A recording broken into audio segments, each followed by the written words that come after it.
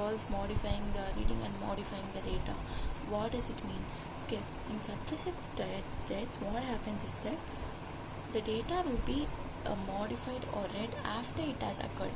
Say for example, A might have transferred this data to B. It will be in the B system. Then this program will be installed and then the data will be read or the data will be modified. That is called as suppressive threads. Okay. That is, the data will already be existence in the system. Then this occurs. Here, this takes place simultaneously as and when it occurs. Next, shutting down of the computer or denial of service attacks. This is okay. So what happens is that, let us understand this with the understand the scenario as such. Say for example, you are sending messages to a person. Okay, and that person responds to you. Then we say that the conversation is complete. Now if you keep on sending the messages to one person, the receiver gets irritated. He is not interested to reply to you, or you keep on sending, you are not giving time for the receiver to even respond. Okay, so what will the receiver do? He will block you. Okay, so that is how this transaction has to be remembered. So when a user establishes a connection to the internet, a three-way handshake takes place. That is, SYN packets will be sent. So in normal transaction, what happens? You are sending a message, the receiver sends an acceptance message, and you end the message with an okay like that. Say for example, you are confirming an order and the receiver sends okay, and you send a smiley. This is how this happens in a normal WhatsApp conversation. Let us understand it this way. You send a message, the receiver responds, and you end the message by sending a smiley. This is how it happens. But what happens? That is called as SYN packets. That is the message which you send. And acknowledgement. The receiver acknowledges saying, yes, I have received the message, and he replies to your message. And what you do? You acknowledge from your side saying, yes, I have received the message. That is how it happens. Okay, now what is this in this case, what happens is that the computer hackers transmit hundreds of SYN packets to the receiver, but never responds with an ACK to complete the connection. Okay, so you keep on flooding the receiver with so many messages, and there is no ACK acknowledgement from their side. So the receiver blocks you. As a result, the ports of the receiver servers are blocked with incomplete communication requests, and legitimate requests are prevented from access. Okay, you send only one messenger, but the hacker, he sends 90 or 100 messages and floods the connection. This is called as connection flooding. When overloading happens, the system shuts down itself, so the receiver blocks you. That is how you have to remember. So in this message, in this what happens? The three-way handshake normally takes place. SYN package are sent, and SYN ACK acknowledgement package and ACK package are sent.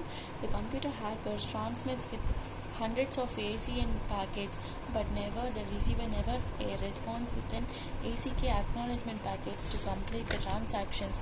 So as a result, the receiver's ends is blocked with incomplete communication request, and the legitimate request are prevented from the access. This is known as connection flooding. When the overloading happens, system will automatically shut down itself. Okay, so with this we have completed about the types of logical issues and stuff. We have to learn about the logical access security in the next thing. Okay, now who are these logical access violators? The logical access violators it can be hackers. Okay, it can be your employees as well, and information system personnel, and former employees and end users. Okay, these are the persons who may cause these logical violations. Now we have to read about the logical access controls. What are the controls kept in place to protect the system? If we read this, with this we will complete the logical access controls. Okay, now first, user access management. Okay, in the user access management, so basically we have to see that information about every user is important. So first, whenever a user is granted access, we have to analyze why this user wants to access the system. okay. And what are the privileges he has? That is, if a user wants to access a system, what are the resources he can access, and what are the changes which he can make to the system. And you have to also see about what are the rights he have. That is about the user access management. So first is user registration. So information about every user is documented. Say for let us understand this with an example. You are going to access some paid resource in the organization, like we have Amazon Prime or Netflix. Okay, let us understand this with the example. Information about every user is documented. So first you have to log in, and why is this user granted access? As the data owner approved the access, and as the user accepted the responsibility. So if whenever you will create a login, you will get an I accept to the terms and conditions that will be there. So that is saying that the user has accepted the responsibility. So first is information about every user is connected, and whether the data owner has approved the access. You'll get an approval mail in your email. So that is the whether the data owner has approved this access, and what are the responsibility the user has accepted. Even when logging out or when deleting the account, the same process is equally important. Okay, that is what they are saying here. Okay, next is that privilege management. Access privileges are assigned with the job requirement. Say for example, in Amazon Prime or Hotstar, whatever it is, some resources are available for free. Some movies can be accessed only when it is paid. This is called as privilege management. So the user has to be appropriately classified as free user and paid user. So free users will have access to certain users, paid users will have access to certain resources. Okay, so that access privilege has to be defined. Okay, that is what they are saying about. So if you're classified as free, you cannot access the paid resources. If there is no such control, then you will be able to access. There will be no difference between a free and a paid user. No, there should be access privileges for that. Access privileges are to be aligned with the job requirements and responsibilities. Okay, that is what they are saying.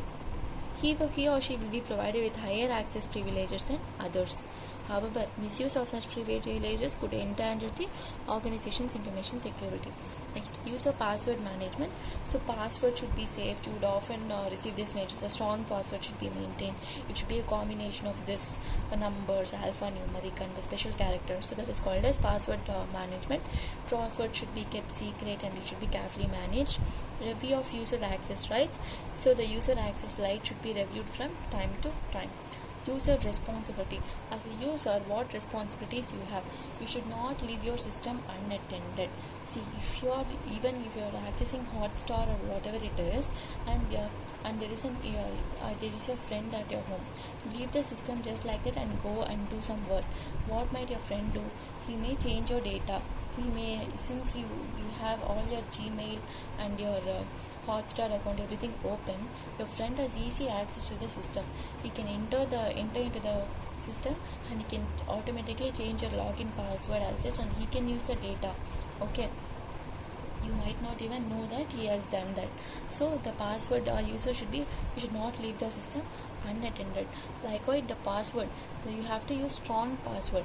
If you use a password like 1 2 3 4 5 or 6 7 8 9 10, it will be easy. Even if someone makes a guess to type your password, they can easily crack it and enter into your account.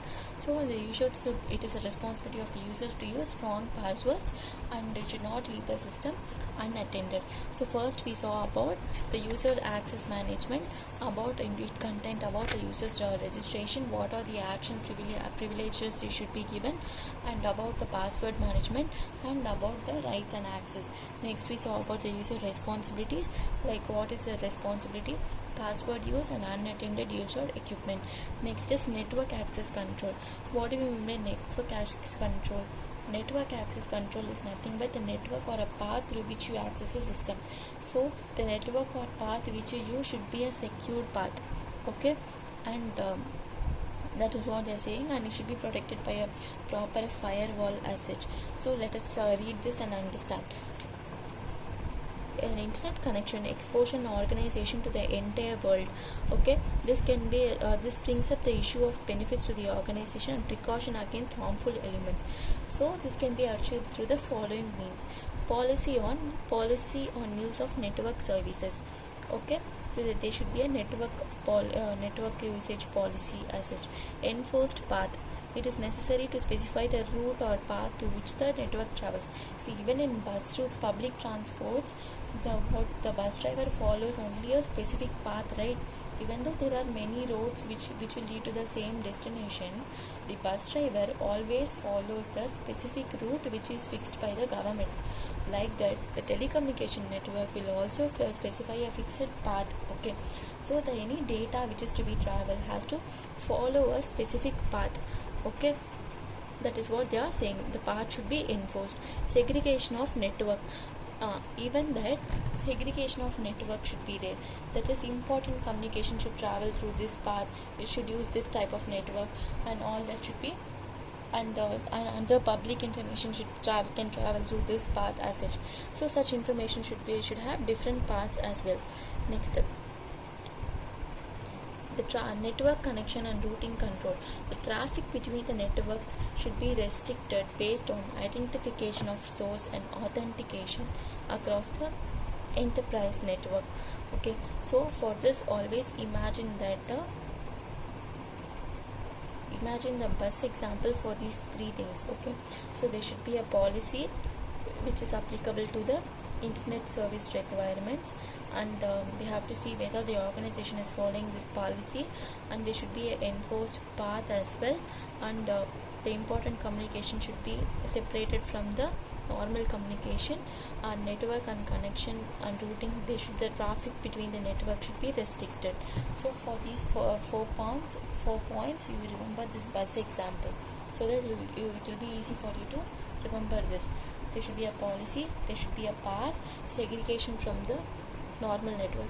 For example, the bus which you provide for the police personnel, they will have a separate routing as well. That is, they will be given first preference. Okay, so say an important VIP is traveling, he will be given a first preference than your vehicle, no, like that. Okay, next, network connection and routing. That is what we have said. Even the traffic between the network should be restricted. Like security of the network services, the techniques of authentication policy should be implemented across the organization's network. Okay, there should be proper security as well. Firewall is a system that enforces access control between the network. Only authorized traffic between the organization and outside is allowed. It is nothing but your check post. Okay, so what happens, first you say we have the tolls or check post in every fixed places. So when you want to cross a check post, you will have to pay a toll charges, no? So it is verified whether you're even in check post, they will check your vehicle and they will see whether you're authorized to enter this place or you're authorized to enter the factory. So that is what is the firewall. It is like a check post which says whether this data is authorized to enter into the organization or whether this data is safe. Only then it will allow the data to pass to the organization network. If there is no check post, all data, any types of data will be allowed into the organization, which will lead to so many viruses as such, and which is easily prone to hackers. So firewall is important.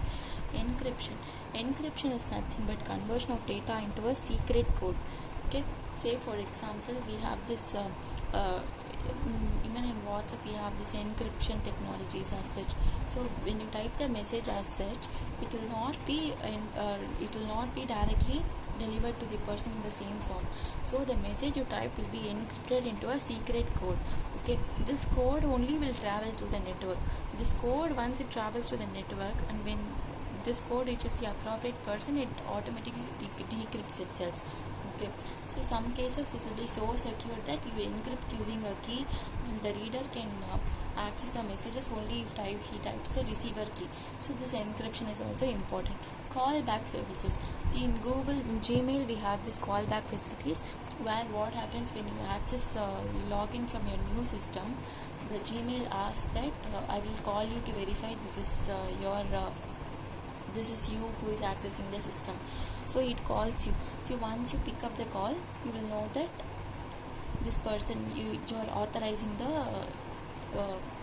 you're authorizing the you're authorizing the login. So it will allow you to log in. That is called as callback services. You are recording transaction log. That is, a transaction log should be maintained. So network access control, there should be a policy. The policy, then there should be an enforced path. Segregation of network should be there, and as network traffic should be governed. There should be a firewall, that is a checkpost. Then you have to see about the encryption, callback, and transaction log. Okay. Next is, we are almost done. We have come to the last two parts to end this. Operating system access controls.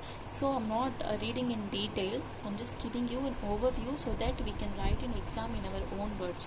We need not remember each and every line because it is tough to remember the whole chapter that way.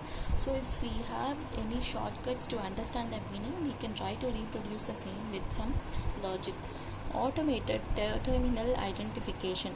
So automated terminal identification is that the transaction should be executed only from the particular terminal. In Gmail, like for example, if you are logging from your any other computer or any other system, it will ask you to authenticate whether it is you, right, by using OTP as it. One, it will also ask whether next time don't ask OTP if you log in from this terminal. There is an option for that. If you press no, then what happens? Every time you log in from the system, you will get an OTP. So that is called as automated terminal identification. Only the transaction should be initiated from the authorized terminal. Next, terminal login procedures. There should be a login procedures. Okay. This login procedures can be done by using user ID and password. That is what they are saying. They are repeating the same thing, but we don't have choice. We have to remember this. Access token. Access token is nothing but your access privileges, which you saw there. What are the access privileges for this user ID? That is what is called as access token. Access control list. Access control list is nothing but it contains, once again, it contains what are the list of users and what are the resources which they can access. If a user from this list tries to access any resources which is not in the list, then the access will be denied. This is called as access control list. Next, discretionary access control. Sometimes the system operator might give a discretionary access control to a particular user. That is, even though if you are free user, you can access the paid services for 1 month. I'm giving you this as a gift, or it is because you have won some lottery, like that. Okay, so even though you are free user, you can access the paid resources because of this. This is called as discretionary access control. So first in this we saw about terminal identification. Once the terminal is identified, you need to enter user ID and password, and once that is done, you will be given an access token which will say that you can access these are the privileges which you can access. And access control list, there will be a list of resources which you can access. If the person from this list access any resources which is not in the list, then the access will be denied. And discretionary access control, some operators can, system administrators or operators can give access to the special additional access to the persons to access the resources. Next, user identification and authenticated. They should be, users must be identified and authenticated in a foolproof manner. Okay. Password management. Once again, there should be a strong password should be there. Use of system utilities. Use of system utilities is nothing but it helps to manage critical functions of the operating system. Example, addition or deletion of users obviously should not be accessible to the general users. So it is nothing but internal facilities who have access to the system utilities. Some functions will not be visible to the public as such. They can be only accessed by their system admins. Duress alarms to safeguard the users. We have the secret alarm. Okay, like we have in fire alarms, you would have seen the fire alarms, no? Like that, if you press that alarm, you will know that there is some emergency. When in trains, you would have seen pull a chain, or there will be some secret switches in the organization. Okay, but if there is any emergency, if you press the switch, then an alarm sound will be activated 2, which indicates an emergency. This can be found in banks as such. Okay. Next, terminal timeout. In income tax websites also we would have seen that the login, if you keep the session idle for like 10 minutes, you'll be automatically logged out of the system. This is called as terminal timeout. Okay. Limitation of connection time. Some transaction cannot be executed after bank transactions. Like for example, if you want to execute an NEFT, even though you can execute the NEFT today, it will be processed only the next day. Sometimes what happens, the transaction will not be even, the banks won't even let you to access that particular tab, because the transaction time is only between 8 a.m. to 8 p.m. After that you cannot access that. Okay, that is called as limitation of connection. Okay, next, this is what is in your operating system access control. See, if you combine all these 2 points which we saw in previous things, you get this operating system access control. Okay, so it has been an RTP question. It is a previous RTP question, so I suggest you to read it once. Okay, next is application monitoring system access control. So once again it talks about information access restriction. The access to information is prevented by application specific menu. For example, only those items which he or she is authorized to access. Again the same thing, only if you have the privilege you can access that. Sensitive information isolation. The information which is sensitive should be isolated from the normal information. Okay. Event logging. There should be a log to maintain the types of event. This is called as event logging. For example, in phone you have your caller ID, call logs. Like that, all the event will be maintained. In some websites also you have like what are the clicks you made. Okay, so all these are logs which should be maintained. Monitor system use. The system use should be monitored and reviewed periodically.